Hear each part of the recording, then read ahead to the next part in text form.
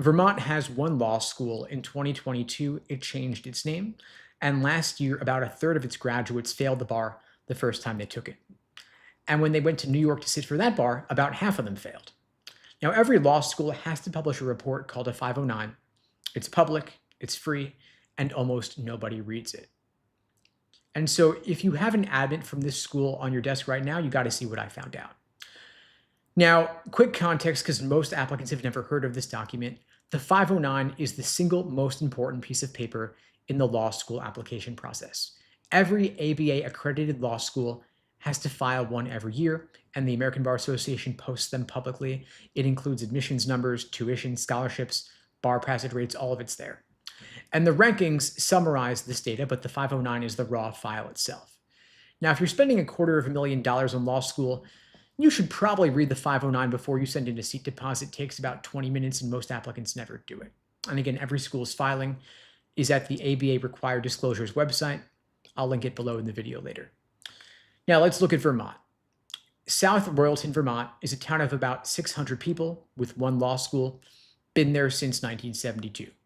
Used to be called Vermont Law School, rebranded as Vermont Law and Graduate School. They renamed in summer of 2022. And around the same time, the school announced an anonymous $8 million donation and launched 3 new master's programs. Now, a few years before the rename, the school stripped tenure from most of its tenured faculty, and the National Faculty Association publicly sanctioned them for it. Around the same time as the rename, the ABA found the school out of compliance with an accreditation rule called Standard 316. That rule says at least 3/4 of your graduates have to pass the bar within 2 years. If you miss it for too long, you'll lose your accreditation. Now, Vermont law got back into compliance in early 2023, and the name officially changed a couple months later. Now, the 509 filed December 2025, the class that started this past fall. The class size was 290 first-year students, split almost evenly between the full-time program on campus and a part-time online program. So that second number, the online program, is new, didn't exist 4 years ago, and today it's the bigger half of the incoming class. Now, when a school launches an online JD and it overtakes the on-campus program in 3 years, that's clearly a revenue strategy. They're looking to maximize their revenue, get more money coming in.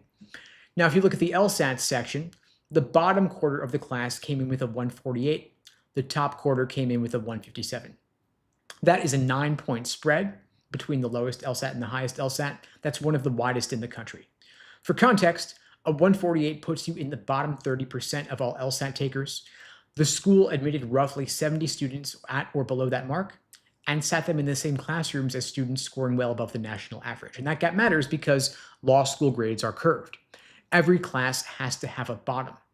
And when the bottom starts at a 148, the bar exam prediction for that group is pretty bad before they even take their first final. Now let's look at the cost. Tuition plus fees, a little over $56,000 a year. Living expenses, this is from the school's own filing, about $24,000. And so the total cost to go to Vermont Law for 3 years is roughly $250,000. Now, when you're looking at bar passage rates, there are 2 numbers that matter when you're evaluating a law school's 509 report. The first time bar passage rate, which is the percentage of graduates who pass the bar on their first try, that's the most important number. The ultimate bar passage rate is the percentage who eventually pass within 2 years. That's the number the school has to maintain to keep their accreditation. Now, schools, of course, they prefer to quote the ultimate bar passage number because it's higher. Those who pass in 2 years is going to be a higher number than those who pass in only 1 year. Now, the 509 report forces them to report both. Now, Vermont Law's first-time bar passage rate for last year's graduating class was about 65%. Now, the ABA weighted average for the same states their graduates sat in was about 76%. So that gap there at roughly 11 points. In plain English, this means a typical law school graduate has about a 3 in 4 shot of passing the bar on the first try. A Vermont law graduate only has a 2 in 3 shot. And this is a pattern over time over the past few years, and it's been getting worse. 3 years ago, it was about 54%. 2 years ago, 63%. Last year, about 65%. Now, here's the specific number I want to call your attention to. Bar passage is reported by state, And the 509 breaks out every state where a school's graduates actually took the bar. For the class that graduated 2 years ago, 17 Vermont law grads took the New York State bar, and only 9 of them passed, 9 out of 17. New York's state average that year for graduates of ABA law schools was about 83%, but Vermont law's rate in New York was only 53%. And so a Vermont law grad who takes the New York bar fails at about 3 times the rate of the average law school graduate sitting in the same room. And this is important because after Vermont itself, New York is the second most common place their graduates go to work. And of course, the New York bar exam is a pretty hard bar exam. Everyone's pass rate's going to be lower there. But every other ABA graduate in that room passed at a rate of 83% on average. So why does this happen? Because you're taking somebody with a 148 LSAT score to a market where everybody else went to schools like Fordham, Cardozo, or NYU. Now, the sticker price for 3 years was about $250,000, but almost every student does get some kind of grant that's real. But the typical grant is covering less than half the cost of tuition. So the typical student still walks out owing around $180,000. And at today's federal grad school loan rates, that's about $27,000 a year in loan payments for 10 years, for a 2 and 3 shot and passing the bar, and a 1 and 2 shot if you're in New York. Now, one more number I want to call your attention to from the filing is the accreditation. 3/4 of the graduates have to pass the bar within 2 years. Now, Vermont cleared that rule for one recent class by less than 1/4 of a percentage point. If they had one more student failing the bar in that group, the school would have been in trouble with the ABA.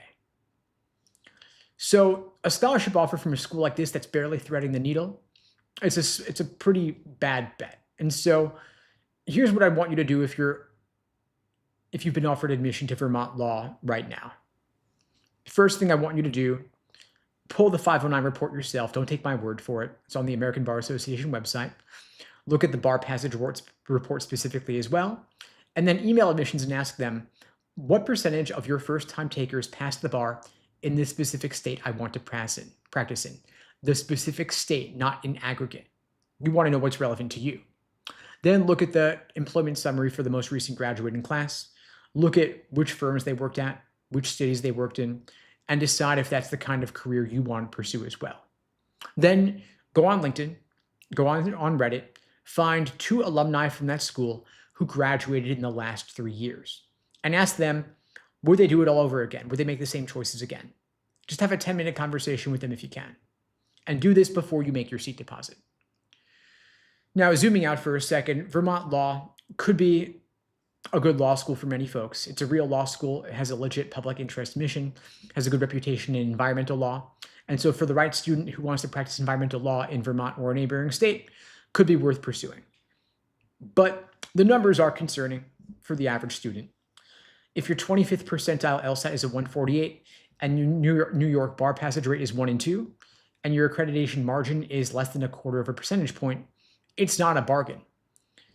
And law schools change their names for a reason when the old name isn't selling anymore. It's an operational change. They want to change their branding because their reputation wasn't very good. And the 509 report, you can see this all for yourself. This is not some secret data that I've gotten my hands on. It's available online to anybody for free on the American Bar Association website. The school links to it on their own admissions page. Now, their whole system, their marketing depends on you not reading that document. Your job is to read it.